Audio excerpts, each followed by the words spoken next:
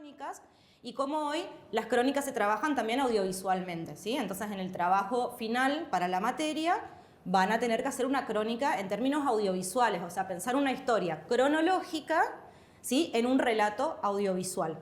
Entonces, de acá a 2 meses vamos a ir trabajando en las próximas clases que nos queden, de acá a 2 meses es la entrega, pero ya vamos a ir pensando en términos de qué historia, qué recursos, qué materiales de archivo vamos a utilizar, ¿sí? Bien, entonces vamos a repasar lo que estuvimos viendo en la clase. Hablamos de qué son las crónicas periodísticas, hicimos el paralelismo con las crónicas literarias, vimos diferencias, similitudes, vimos que el origen de las crónicas comienza con la llegada de los españoles a América, empezando a narrar estos viajes de conquista, y cómo después se fue urbanizando este relato, y al día de hoy podemos encontrar crónicas periodísticas audiovisuales, en formato gráfico, sonora, ¿sí? Para el trabajo práctico final de esta materia, lo que tienen que hacer es una producción audiovisual en formato de crónica periodística, o sea, elegir un hecho, ¿sí?, y narrar ese hecho de manera cronológica, porque esa es la base de la crónica, ¿sí? Nos posicionamos temporalmente en un hecho noticioso. ¿Hay alguna pregunta al respecto? Sí, Emma. ¿Tenemos que elegir un hecho periodístico y grabarlo en video? Sí, la entrega es en formato audiovisual, así que tengan en cuenta todos los recursos que puedan tener a mano. Audios, bandas sonoras, sonidos ambientes, materiales de archivo, de películas, de otros documentales, recortes de diario, todo eso, pero digitalizado para entregar en un formato audiovisual. ¿Sí? El tiempo lo estiman ustedes, cada historia va a demandar quizás un tiempo distinto. Pero es un hecho periodístico que puede ser un hecho actual o algo del pasado que ustedes deciden recuperar, ¿sí? Profe, aunque sea un hecho bastante conocido, ¿podemos elegirlo de igual manera si le sumamos info nueva o capaz otra perspectiva? Sí, no tengan problemas en elegir un tema que quizás para ustedes ya ha sido contado muchas veces, porque seguramente van a encontrar una forma nueva o una perspectiva nueva o datos nuevos quizás para poder contarlo. Entonces, si tienen algunas dudas, igual lo vamos a ir trabajando de acá a 2 meses, que es la entrega final, pero no tengan miedo de que sea algo que ustedes consideren que ya se contó mucho. Profe, Sí, Nico. ¿podría explicar la conformación de los grupos? Es a elección y son duplas, o sea, son de a 2 los trabajos, ¿sí? Lo que les voy a pedir es que las duplas que arman me las envíen por correo, entonces yo sé quién está con quién, si queda alguien que no tiene grupo, y una breve descripción del tema o de los temas que les interesen. Entonces después podemos ir trabajando ya sobre la base periodística de esos temas, ¿sí? Si no hay ninguna duda más, están liberados y liberadas, y nos vemos la semana que viene ya para trabajar sobre cada tema en particular. ¿Ok? Bien. Bien.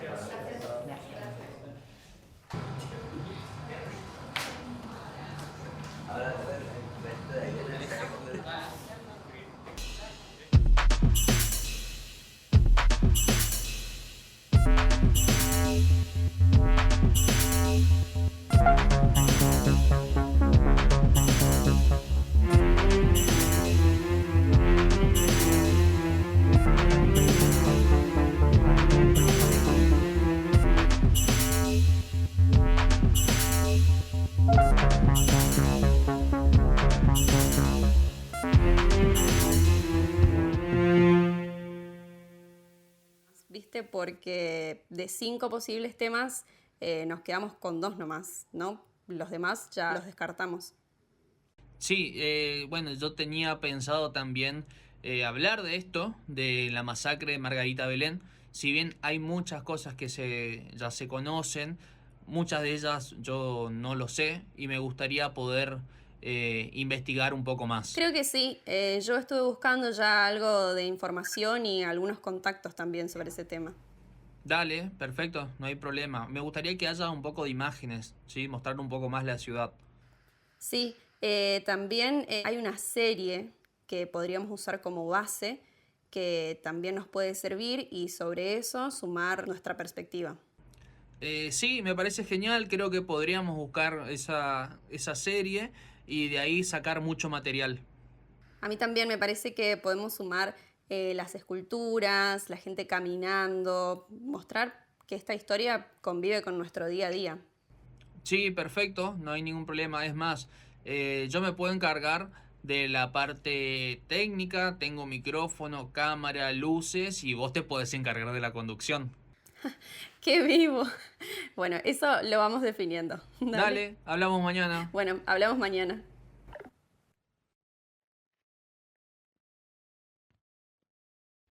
La masacre de Margarita Belén es un hecho histórico de nuestra región y país. Más de 20 jóvenes fueron fusilados por fuerzas de seguridad luego de ser detenidos y torturados por sus ideas y acciones políticas. Gracias al esfuerzo de familiares, militantes y la justicia, se conoció qué sucedió en la madrugada del 13 de diciembre de 1976. Pero todavía quedan heridas. Todavía hay cuerpos que no aparecen y responsables sin castigo. Se inició en el Chaco el juicio por la masacre de Margarita Belén, ocurrida en diciembre de 1976, con el resultado de 22 muertes por fusilamiento. Hoy se juzga a algunos de los ejecutores. La masacre de Margarita Belén fue un hecho planificado, direccionado, un operativo conjunto del Ejército y la Policía con complicidad de autoridades civiles y de la Justicia Federal. Es decir, creemos que hoy comienza a romperse el cerco a la impunidad, pero falta mucho para que podamos decir, aún si fueran condenados, que acá se hizo justicia. Nos falta conocer la totalidad de las víctimas, la totalidad de las personas responsables, autores directos, autores mediatos, cómplices y por supuesto el destino final de quienes hasta hoy permanecen como desaparecidos, que en realidad es el dolor más grande que nos queda. Muchas veces pasé caminando por este lugar y seguramente vos también. Esta cruz fue colocada para recordar a los detenidos desaparecidos de la provincia del Chaco. Desde este lugar, cada 13 de diciembre se realiza la vigilia y luego la caminata hacia el lugar donde ocurrió la masacre de Margarita Belén. Pero este también es la primera parada de nuestro recorrido. A más de 45 años vamos a recorrer los distintos escenarios de esta historia para afirmar desde el presente que esto no debe ocurrir nunca más. ¿Está bien así? Sí, salió bien. Acomodate nada más el pelo y el miseño. Continuamos, ¿sí? Dale. Vamos en 3, 2, 1. Ahora. Cruzando la calle está la Casa de la Memoria, un espacio que en el año 1976 funcionaba como brigada de investigaciones, uno de los centros clandestinos más importantes del nordeste argentino.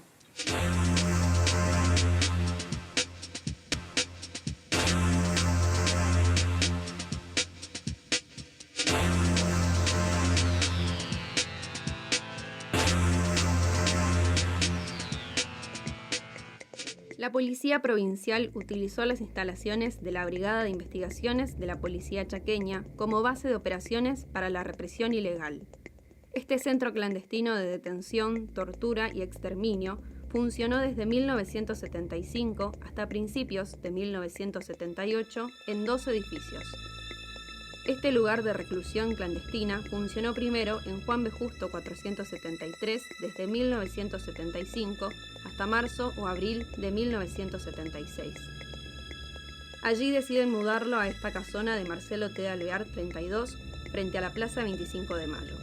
Funcionó ahí hasta enero o febrero de 1978.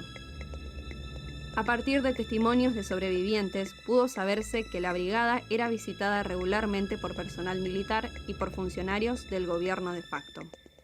En 2008, el equipo argentino de antropología forense pudo ubicar y confirmar que existieron 2 sótanos preparados y utilizados para la tortura. Uno estaba inundado y en el otro se encontraron varios elementos vinculados con el relato de los sobrevivientes. Hacia el final de la dictadura, el edificio fue convertido en la sede de la Administración Provincial del Agua. El 13 de mayo de 2005, la Cámara de Diputados de la provincia sancionó la Ley 5582. Esta ley creaba la Comisión Provincial por la Memoria, el Museo de la Memoria y el Registro Único de la Verdad del Chaco. También se definió la entrega de esta antigua sede de la Brigada de Investigaciones para que funcionen estos organismos. Nos han quitado lo más preciado que puede tener una madre, o su hijo. Angustia porque no sabemos si están enfermos, si tienen frío, si tienen hambre. No sabemos nada. Y desesperación, Señor, porque ya no sabemos a quién recurrir. Con la muerte de Juan Domingo Perón y la sucesión de su viuda, Isabelita, que estaba rodeada de funcionarios que representaban y luchaban por la extrema derecha, instrumentaban la persecución y la represión contra sectores que iban cobrando fuerza en la izquierda y que además contaban con la facilidad que le daba un movimiento obrero que estaba dirigido por, digamos, no resistentes, sino claudicantes burócratas que estaban al servicio de los intereses empresariales. Una vez que falleció Perón, todo empezó a complicarse. Y el problema con María Estela es que evidentemente se notaba una falta de carácter, que no se trataba de una persona con condiciones para hacer política. López Rega, y con el consentimiento de Isabelita y de todo su equipo, instrumentaron el nacimiento, surgimiento y fortalecimiento de la llamada 3A, que era un movimiento de derecha fascista que perseguía a todo intento de crecimiento de una izquierda contestataria en nuestro país. En lo que respecta a nuestra provincia, esas 3A provocaron varios atentados, dinamitaron las casas de algunos dirigentes de izquierda, silenciaron la protesta por el miedo que predominaba, que se había instalado en la sociedad.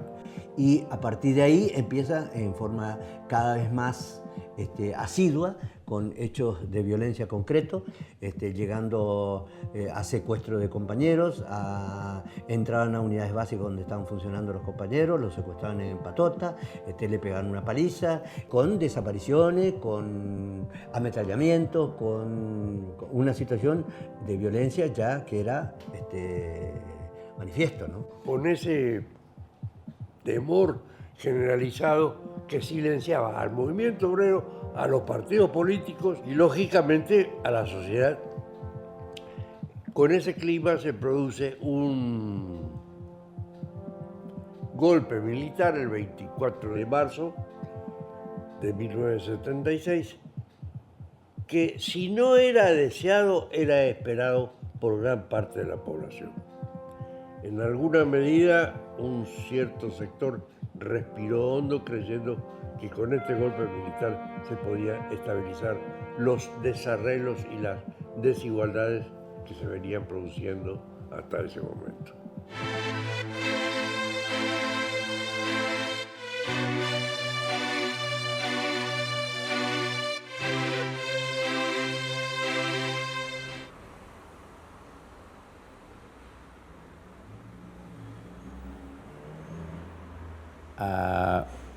Del general Pinochet se le ocurre el Plan Cóndor, un acuerdo de colaboración entre los países que están siendo, digamos, que están combatiendo contra la subversión, como decían ellos.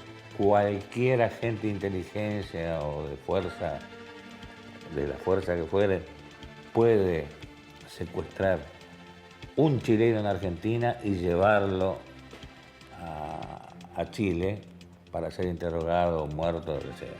Y funcionó, digamos, con la anuencia de los gobiernos, de un modo impune, de las dictaduras, de un modo impune. La Escuela de las Américas es un invento de Estados Unidos, ¿no es cierto? Cuando empieza la Guerra Fría,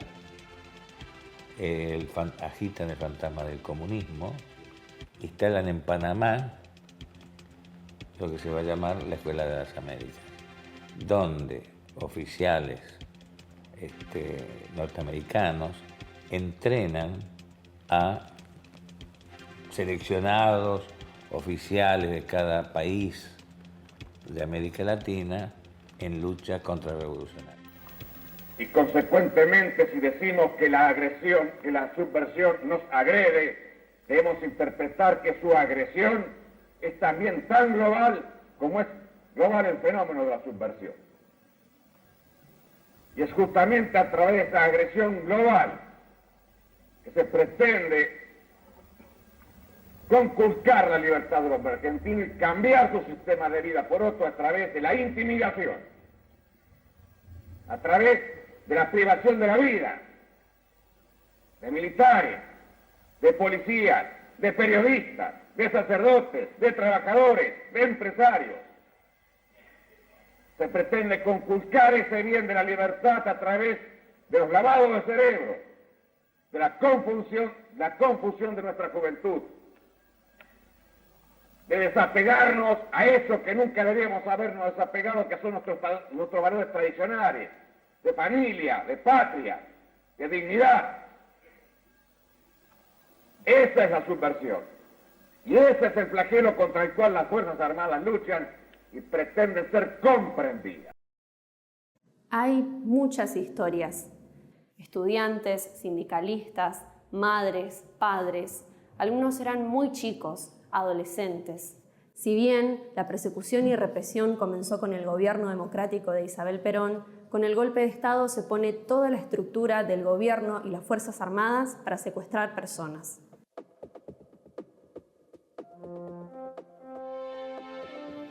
Delicia González tenía 37 años y se cree que la mataron en la masacre de Margarita Belén.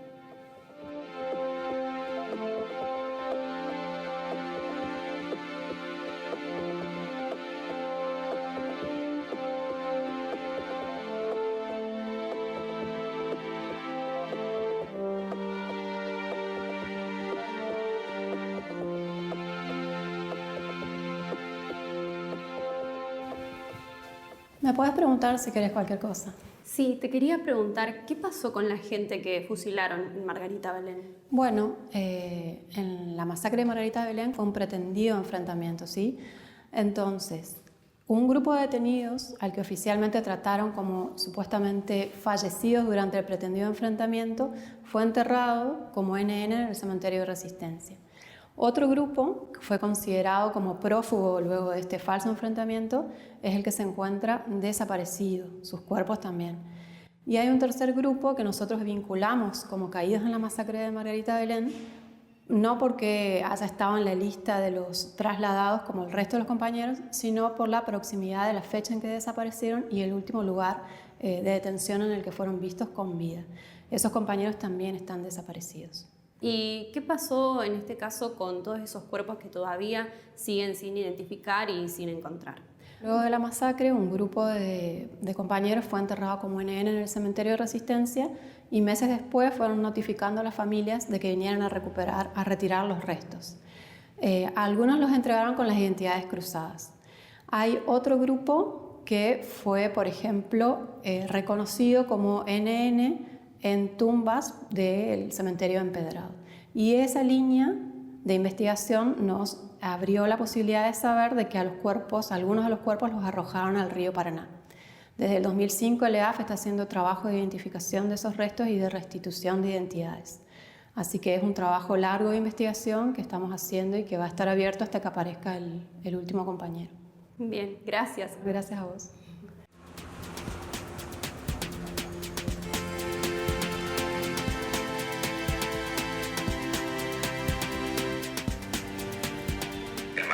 Centro clandestino de detención en Resistencia en el Chaco, estaba frente a la plaza principal, a media cuadra de la Casa de Gobierno, así que imagínate cuál era la postura que podía tener la sociedad chaqueña si pasaba eso ahí en pleno centro, digamos, por donde todos circulaban, pasaban los colectivos, necesariamente vos circulabas por ahí para ir a Casa de Gobierno y ahí a pocos metros donde vos pasabas estaban torturando y matando gente. Gracias, Marcos. Sí, la verdad es que coincido con vos. La verdad es que no me puedo imaginar lo que habrá sido este lugar en esa época, porque viste que ahora la casa tiene colores, está mucho más viva. Bueno, te voy a estar molestando seguramente para pedirte más info, Marcos. Gracias.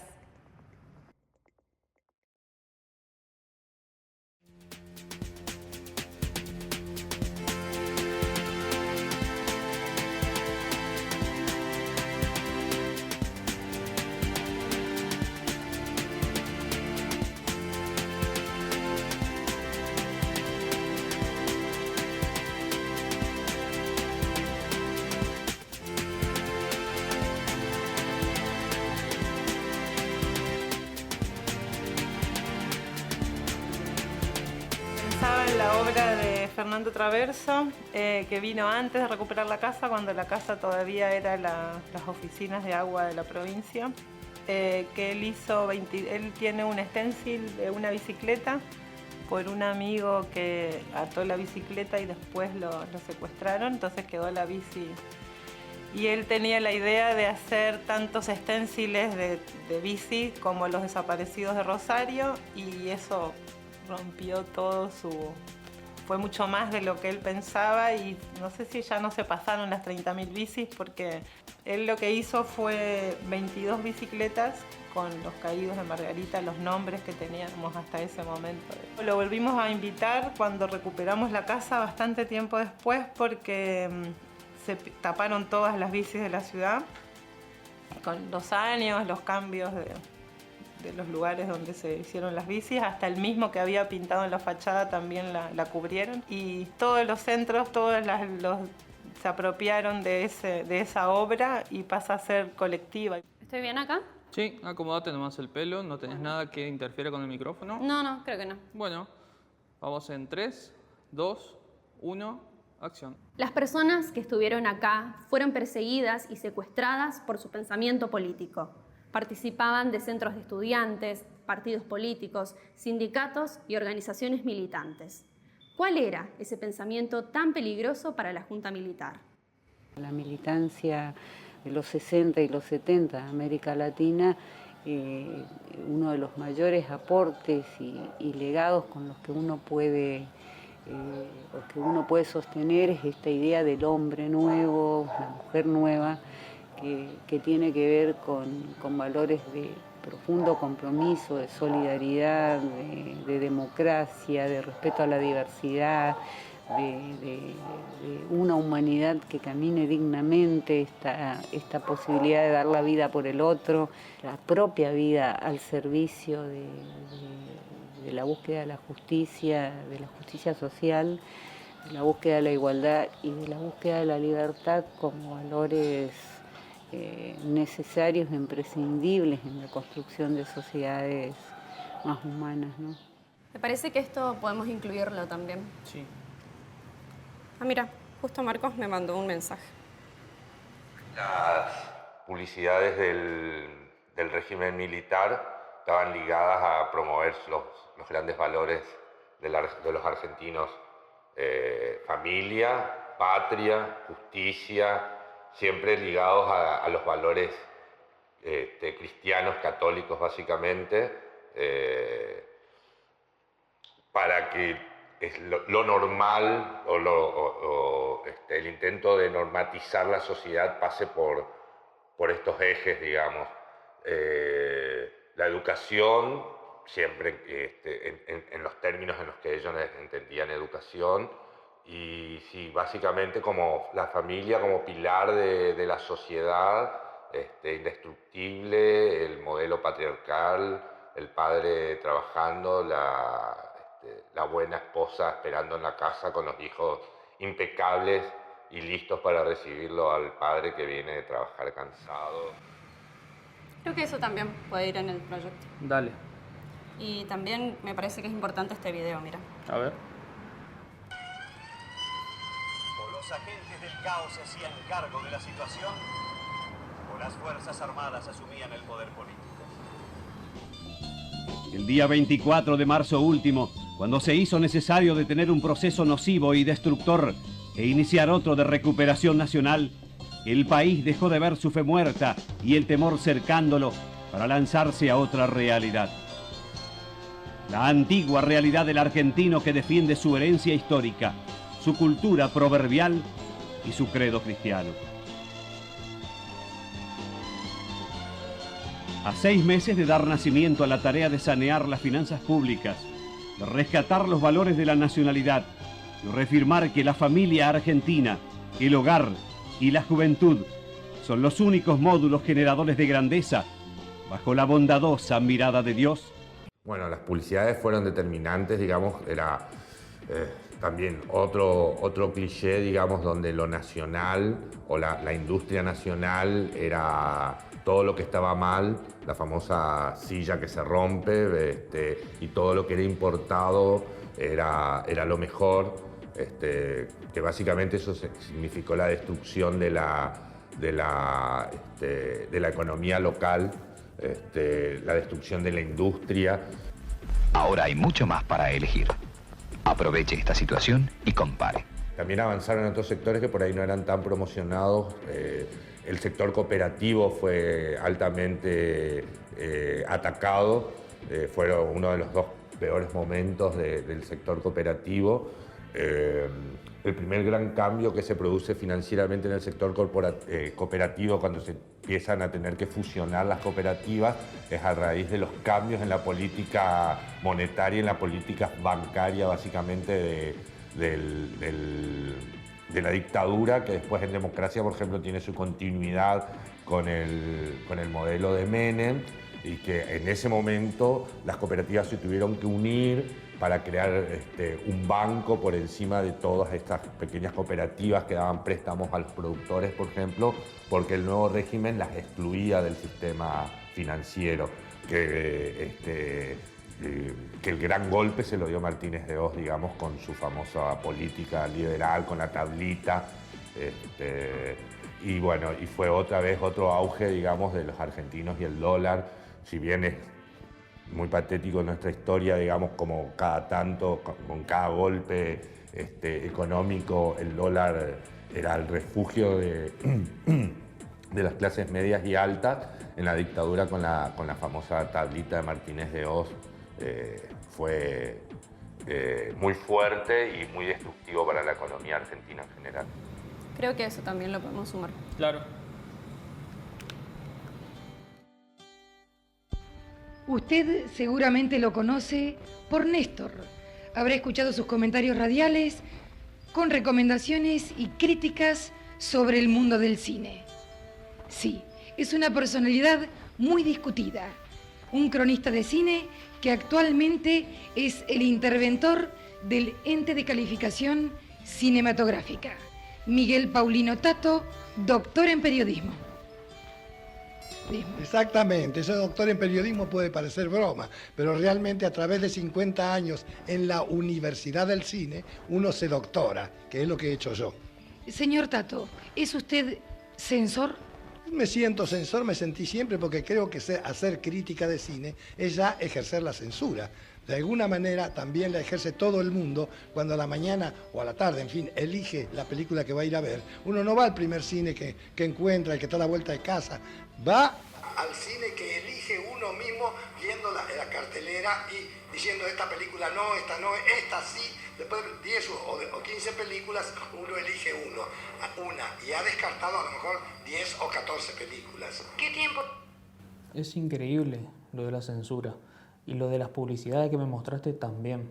Me imagino que sí, pero vos sabés que lo que no me puedo imaginar es cómo habrá sido vivir en esa época, con gente que por un lado te decía que el gobierno militar era lo mejor y por otra parte gente con tanto miedo. Sí, además también, Sora, hay algo que no es un dato no menor. Los militantes eran muy jóvenes, hasta mucho más chicos que nosotros. Sí, mira, ahora que decís eso, mira estas fotos.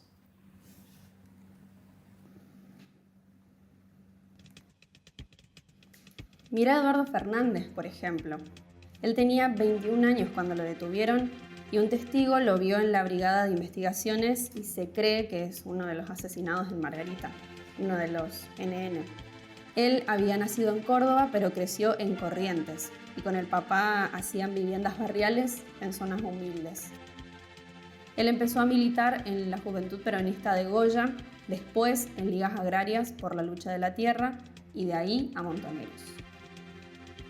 Ramón Vargas también tenía 21 años, se crió en Goya, había empezado a estudiar odontología en Corrientes Capital y a militar en la Juventud Universitaria Peronista. El ejército le negaba a la familia que estaba detenido. Como otros presos lo vieron por última vez cerca del día de la masacre, se cree que lo mataron ahí.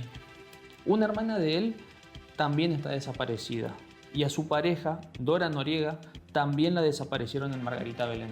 Sí, Dora Noriega también había nacido en General San Martín y decidió estudiar bioquímica en Corrientes, donde vivía allí con varias compañeras del secundario. Y en esa época Dora empezó a militar en la Juventud Universitaria Peronista y después en Montoneros. Y en ese momento ella ya estaba de novia con el Mono Vargas. Y se cree además que cuando la secuestraron ella estaba embarazada. En diciembre la trasladaron hasta Resistencia y ahí no se la vio nunca más, después de la fecha de la masacre. Y después de eso los militares allanaron la casa de sus papás y ahí se llevaron todas las fotos y las cartas de Dora y de su hermano. Y ya que hablamos de una mujer desaparecida, también tenemos información de Delicia González. Sí, mira, justo la tengo anotada por acá. Ella, por ejemplo, era maestra rural en el interior de Corrientes y con otros profes donaban sus sueldos para hacer una huerta para la comunidad. Y algunos sobrevivientes la vieron en la U7 y en la brigada, en las fechas en las que ocurrió la masacre, por lo que se cree que la desaparecieron ahí. En ese plan, que se lo encontró, digamos, en una de las pocas documentación que existe, está compuesto de varias directivas para diferentes aspectos de la sociedad, es decir, qué harían con los detenidos, qué harían en el ámbito educativo, qué harían en el ámbito de la salud, en el ámbito de la justicia. Hay un apartado, digamos, que habla de las mujeres y plantean, casi como recomendación para las fuerzas, que estas mujeres subversivas que iban a detener resultaban ser más peligrosas que los hombres y que no había que escucharlas mucho porque tenían una capacidad de seducción y que además eran histéricas. ¿Y por qué nos interesa hablar de la violencia sexual de la mujer? Porque tiene el plus de representar la violencia, el plus del castigo social, porque esa mujer ha salido del rol tradicional de lo que se esperaba una mujer ama de casa, cuidadora de hijos, obediente, disciplinada y sobre todo pasiva. Bien, seguimos ahora con Alcides Bosch. Conseguí información, un testimonio de un familiar. Mirá. A ver. Soy Isabel Frankovich y fui la esposa de Alcides Bosch. Prefiero empezar diciendo cómo era Alcides o cómo lo recuerdo yo en este momento. Le encantaba el fútbol, jugaba bastante bien, pero se enojaba cuando perdía, no le gustaba.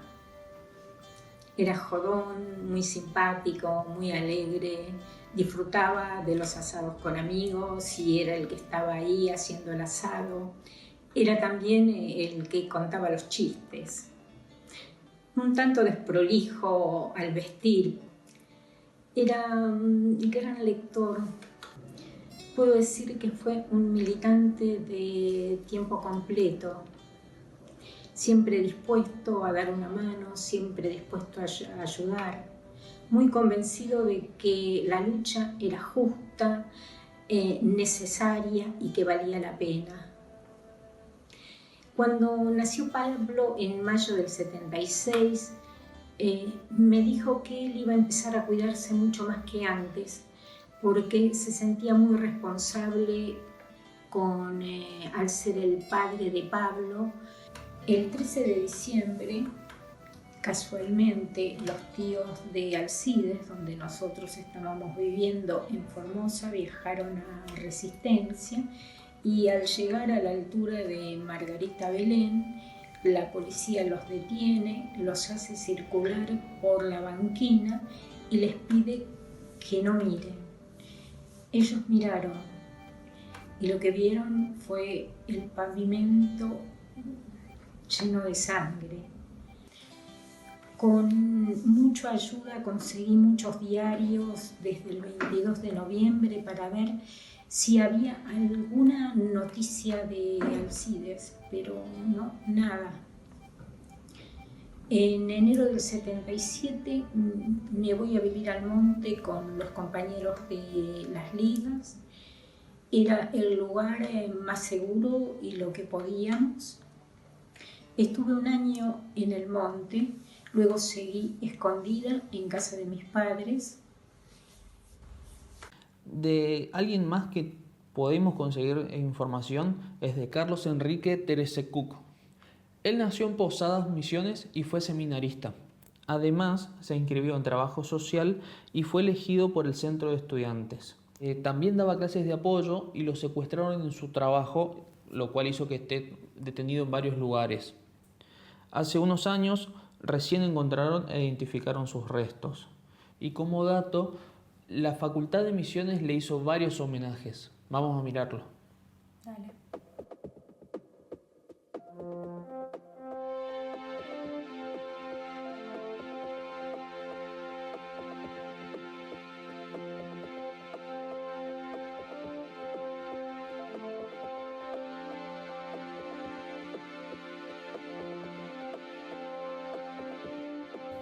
Ah, mira, llegó un mail de la profe. Uy, a ver qué dice. A ver, dice... Por lo que me van contando, tienen bien perfilada la idea. Es interesante que el producto que están armando se complementa con el otro material que ya existe, mostrando aspectos o locaciones distintas, más por supuesto la mirada de ustedes. Me alegra que les haya servido el contacto de Marcos. Mañana les mando otros teléfonos que les pueden servir. A continuar. Bien, estamos encaminados. Parece que sí. Bien, bueno, pero ahora seguimos. Sí, hay otro misionero, Carlos Alberto Duarte. Carlos era de Puerto Esperanza y él vino a Resistencia a estudiar ciencias económicas, pero lo secuestraron antes de que terminara la carrera. Él militó en la JUP y Montoneros e hizo trabajo social en comunidades COM, y a su familia también le dijeron que él se había tratado de fugar. Bien, anota eso. Tenemos que investigar qué dijeron los medios de comunicación en ese momento. Dale. Ya va. Toma, te devuelvo. Dale. Bueno, entonces mañana temprano nos encontramos en La Prida 64.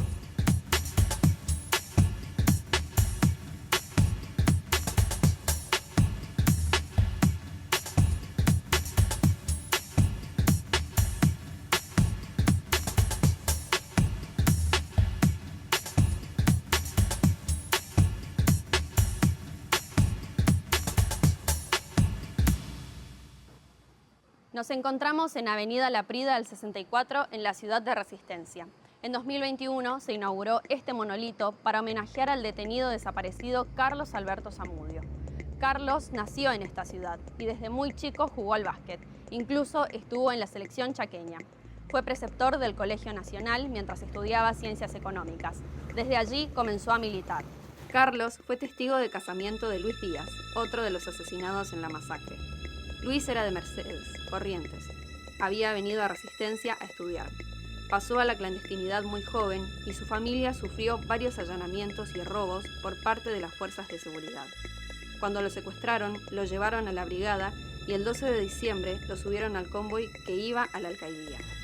Carlos, que estuvo detenido en la U7, fue desaparecido en la masacre de Margarita Belén junto con Luis. El cuerpo de Luis recién se pudo identificar en el año 2009 por el equipo de antropología forense.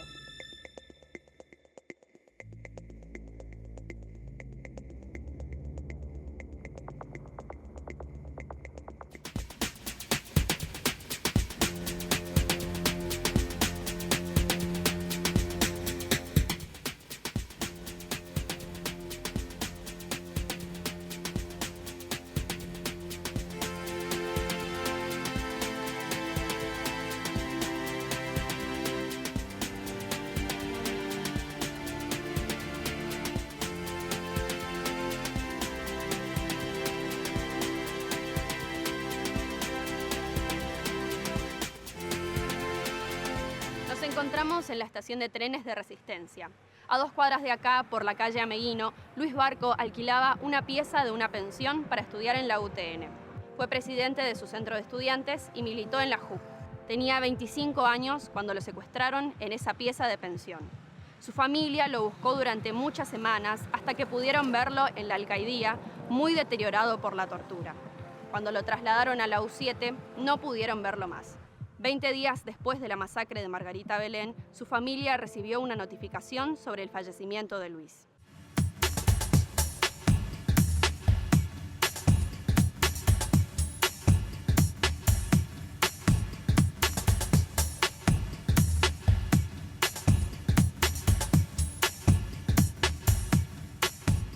En el año 2019, las familias de Manuel Parodi Ocampo y Luis Arturo Franzen confirmaron lo que sospechaban. No habían recibido el cuerpo correcto de su familiar, los habían intercambiado.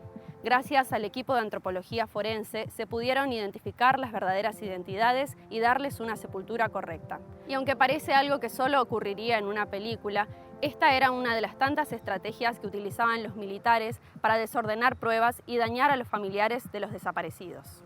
Manuel Parodi Ocampo había nacido en San Pedro del Paraná, en Paraguay. Cursó filosofía y le faltó rendir una materia para recibirse. Él y la mujer militaban juntos en la Universidad Nacional de Misiones. A finales de 1975 vinieron a vivir a esta casa, por Avenida Italia.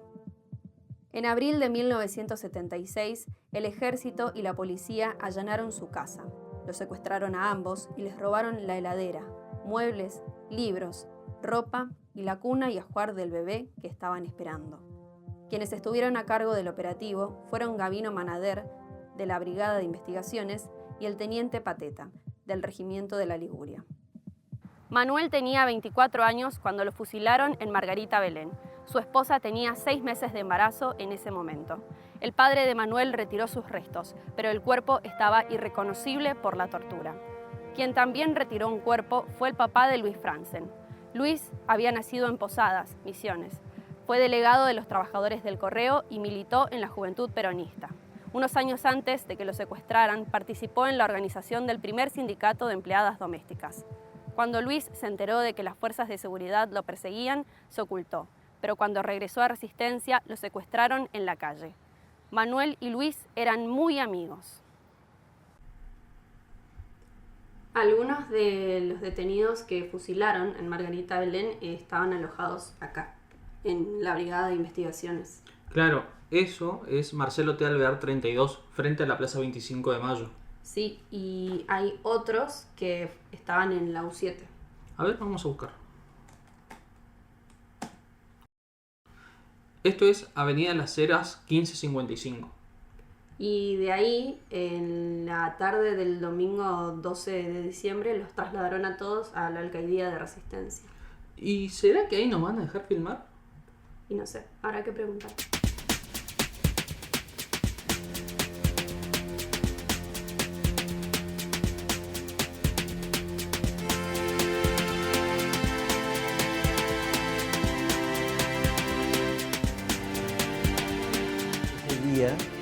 El día anterior a la masacre, el día 12 de diciembre, era un domingo.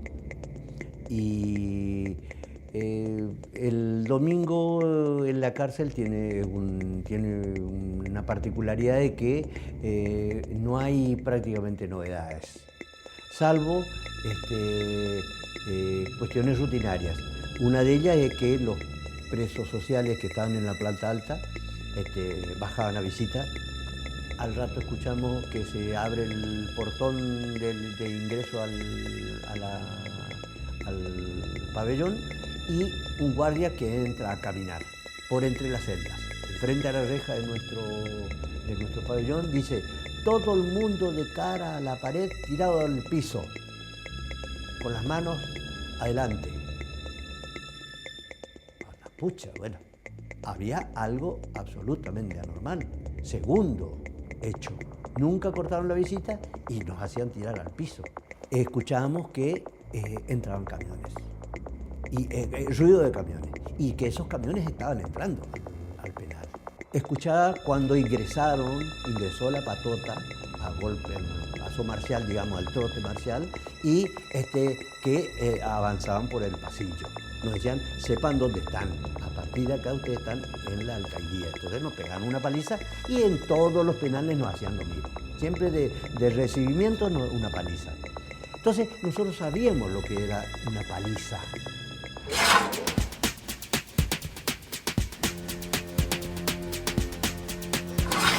Por este portón ingresaron los detenidos que traían desde la U7 y la brigada. Desde donde podían, los otros presos políticos y los presos legalizados que estaban adentro trataban de ver qué estaba pasando. El operativo a cargo de las fuerzas policiales y del ejército argentino para el fusilamiento estaba en marcha.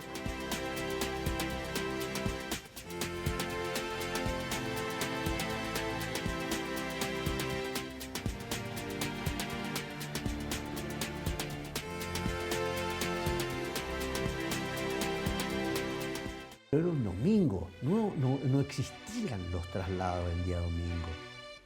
No entendíamos lo que pasaba. Bueno, pero estaban trayendo evidentemente a presos políticos, evidentemente, ¿viste? Porque a los presos comunes tampoco le pegaban de esa manera. Y esto no era la piecita del televisor, sino que era afuera. Habían puesto en ese pasillo, que era de unos 30, 40 metros de largo, habían puesto personal que seguramente, como nos hacían siempre, seguramente de ambos lados y de donde iban pegando a los compañeros a los cuales estaban trayendo. Y después los metían al comedor, cosa que después nos dimos cuenta, y entra toda esta patota que estaba acá afuera, entra al comedor y ahí sigue la golpiza. Y ahí la golpiza se hace superlativa. Nosotros decimos que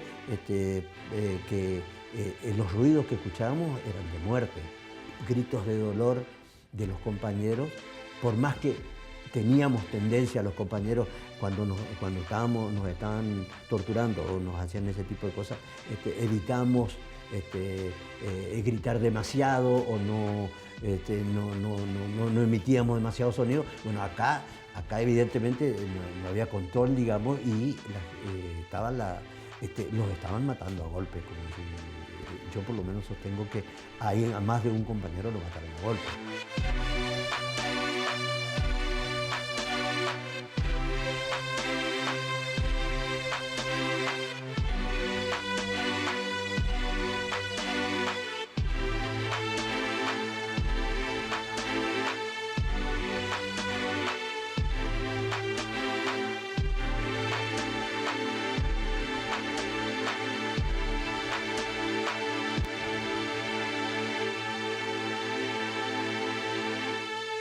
Estamos en el comedor de la Alcaidía de Resistencia. En este lugar reunieron a los detenidos y los torturaron. En este mismo lugar, el flaco Salas, antes de partir hacia Margarita Belén, dio su histórico discurso. Compañeros, sé que nos sacan para matarnos. Es mentira que es un traslado. Y si lo es un traslado a la muerte. Pero quiero que sepan que moriré de pie, peleando como pueda. A los mordiscones estoy atado. Todos los que hoy nos sacan de la cárcel, los que están aquí adentro y los que esperan afuera, son culpables ante la historia. Culpables de la miseria del pueblo y culpables de nuestras muertes. Solo quiero pedirles que cuenten de esta matanza a mis hijos, cuando ellos tengan la edad de entender qué pasó en la Argentina de estos años, y a mi compañera cuando puedan verla. También les digo, compañeros, que de nada vale este sacrificio nuestro si ustedes no siguen peleando por mantener viva la memoria popular. Por eso, cuéntenle a nuestro pueblo por qué nos asesinan y por qué decidimos morir de pie. Chao, compañeros, cuídense, libres o muertos, jamás esclavos.